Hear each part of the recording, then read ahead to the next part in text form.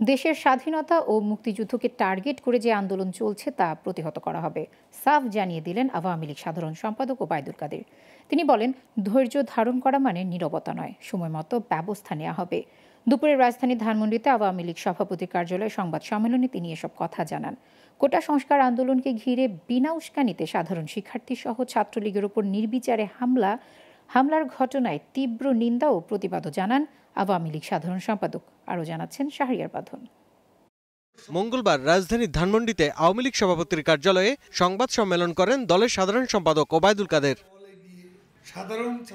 শুরুতেই কোটা সংস্কার আন্দোলনকে ঘিরে বিনা উস্কানিতে সাধারণ শিক্ষার্থী সহ ছাত্রলীগের উপর নির্বিচার হামলার ঘটনায় তীব্র নিন্দা ও প্রতিবাদ জানান তিনি। হলে হলে গিয়ে সাধারণ ছাত্রদের জোরপূর্বক আন্দোলন করার জন্য ভয়ভীতি দেখাচ্ছে, ছাত্রলীগের 500 নেতাকর্মী আহত হয়েছে। এই আন্দোলনকে রাজনৈতিক আন্দোলনে পরিণত করার জন্য আজকে বিভিন্ন অপশক্তিকে লেলিয়ে বিএনপি জামাতের পাশাপাশি তাদের সমমনস্ক কিছু কিছু দলও এর সঙ্গে জড়িত হয়েছে।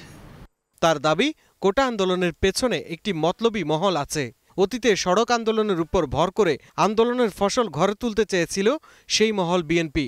তারেক জিয়া লন্ডনে বসে এই আন্দোলনকারীদের দিক নির্দেশনা দিচ্ছে। বিএনপি জামাতের সোশ্যাল মিডিয়া যে সকল পেজ আছে সেখান থেকে ছাত্রদল শিবিরের নেতা কর্মীরা কে কোন স্পটে আন্দোলনকারীদের পক্ষ অবলম্বন করবে, নাশকতা চালাবে, গুপ্ত হত্যা করবে, তার পরিকল্পনা পরিষ্কার। তিনি বলেন, ধৈর্য ধারণ করা মানে নীরবতা নয়, সময় মতো ব্যবস্থা নেওয়া হবে। দেশের স্বাধীনতা ও মুক্তিযুদ্ধকে টার্গেট করে যে আন্দোলন হচ্ছে তা প্রতিহত করা হবে। এই আন্দোলনের মধ্য দিয়ে যারা ক্ষমতার মঞ্চে পরিবর্তনের দিবাস্বপ্ন দেখছেন, তাদের এই স্বপ্ন অচিরেই কর্পূরের মতো উবে যাবে। আমরা ধৈর্য ধরছি, ধৈর্য ধরার অর্থ আমাদের দুর্বলতা, সময় মতো সবকিছুই দেখবেন। শাহরিয়ার বাঁধন, গ্লোবাল টেলিভিশন, ঢাকা।